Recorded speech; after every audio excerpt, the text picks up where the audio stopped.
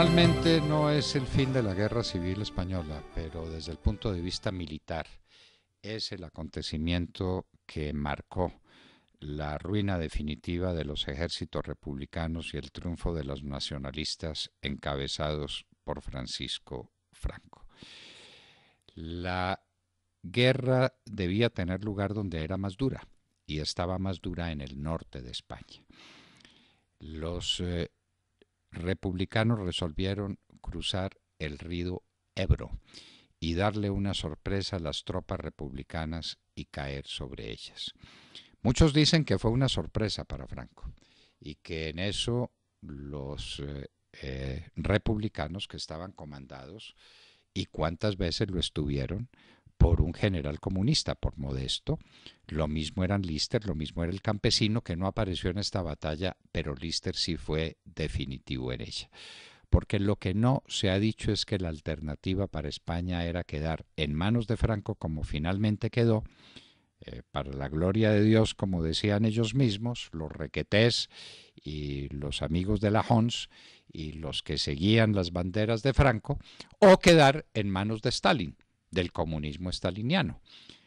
Cuando se habla de la Guerra Civil Española se recuerda poco, por ejemplo, que todas las reservas de oro que estaban guardadas en España, que muchas de ellas, o en su inmensa mayoría o en su totalidad, quién lo sabe, venían del oro que salió de estas provincias de América en los galeones que fueron surtiendo de oro las arcas españolas.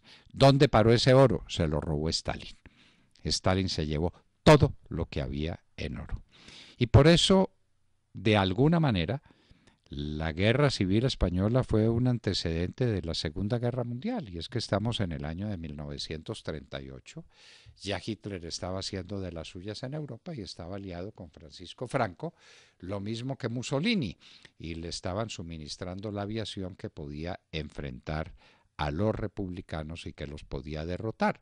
Los republicanos, de su parte, estaban apoyados por los gobiernos y los partidos comunistas, no solamente por Stalin, sino por el comunismo europeo, que a la sazón tenía una importancia definitiva en la vida de Europa, y por eso estaba tan mal preparada Europa para el ataque de Hitler, que finalmente llegaría en el año de 1939, pero ya por 1938, en esta época, Hitler se había apoderado de los Sudetes, es decir, la parte de Europa donde se hablaba alemán, se había apoderado de Austria, estaba mostrando sus uñas y sus garras y sus dientes, y Europa no creía y Europa no reaccionaba.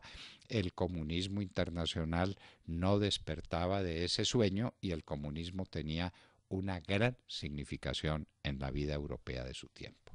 Pues pasaron el río Ebro más de 80.000 hombres del ejército republicano, y se dicen que tomaron por sorpresa a Franco, que dio inmediatamente la orden de que se librara a las orillas del Ebro la gran batalla.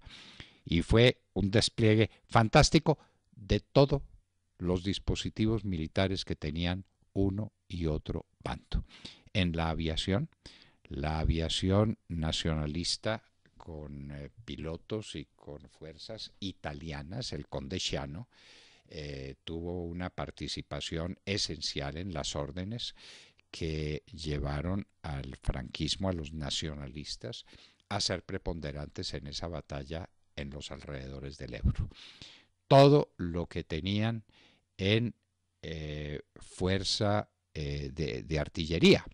La artillería franquista en estos últimos días de noviembre, porque fue una batalla que duró varios meses, y que se desencadenó en el mes de noviembre, y eso empezó con un trabajo de artillería terrible que golpeó durísimamente al ejército republicano.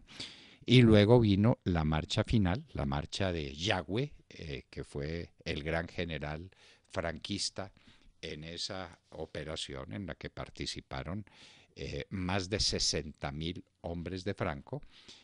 Se dice que eran 80.000 los hombres de los nacionalistas que perdieron en la batalla, muertos más de 20.000, heridos y prisioneros otros 20.000 y otros que fueron dados de baja o que lograron salir del cerco que les habían tendido las tropas nacionalistas. Pero ¿cuál fue el resultado final? Un día como hoy, exactamente como hoy, en el año de 1938, el 16 de noviembre, se dio la última carga de los ejércitos nacionalistas contra los republicanos, que tuvieron prácticamente que pedir armisticio y que tuvieron que darse por derrotados. Y eran los grandes ejércitos del norte donde estaban las grandes concentraciones militares. El ejército republicano quedaba vencido. Negrín, que había sido quien había dirigido la batalla a los comienzos y quien se negaba a dar la orden de retiro de las tropas, porque siempre estuvo convencido de que las tropas suyas podían vencer a Francia. Tal vez fue una equivocación tremenda de Negrín, pero Negrín estaba fuertemente influenciado por Stalin, hay que decirlo. Era un títere de Stalin, un títere comunista de Stalin, que obraba en nombre de los republicanos, es decir, de una democracia en España, democracia mentirosa. Los grandes líderes eran Lister, el campesino, Modesto, los grandes jefes comunistas a órdenes de Stalin. Pero la guerra llegaba a su fin, la batalla del Ebro feroz. Se dice que los nacionalistas perdieron 33.000 hombres.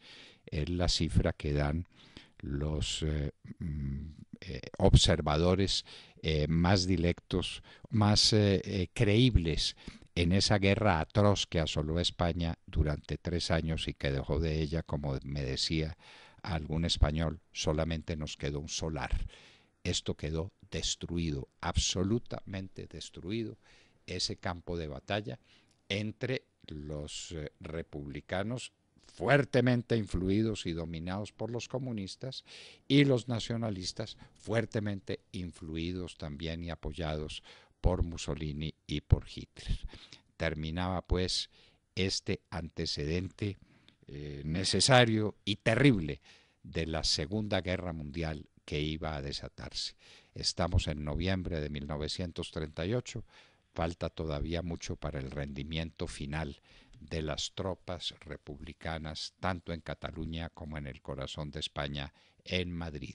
Morir a Madrid, decían los mercenarios o los que apoyaban al gobierno republicano y que venían de todos los lugares de Europa y de los Estados Unidos. Por ejemplo, se dice que uno de los últimos en arriar las banderas y en salir fugitivo fue Hemingway, el gran escritor norteamericano ganador de un premio Nobel de literatura. Combatió en la batalla del Ebro, que terminó librándose un día como hoy, 16 de noviembre de 2018, con el triunfo nacionalista de las tropas de Francisco Franco sobre las tropas de Negrín y las tropas de Stalin. Esto era lo que pasaba un día como hoy en el año de 1938 en España.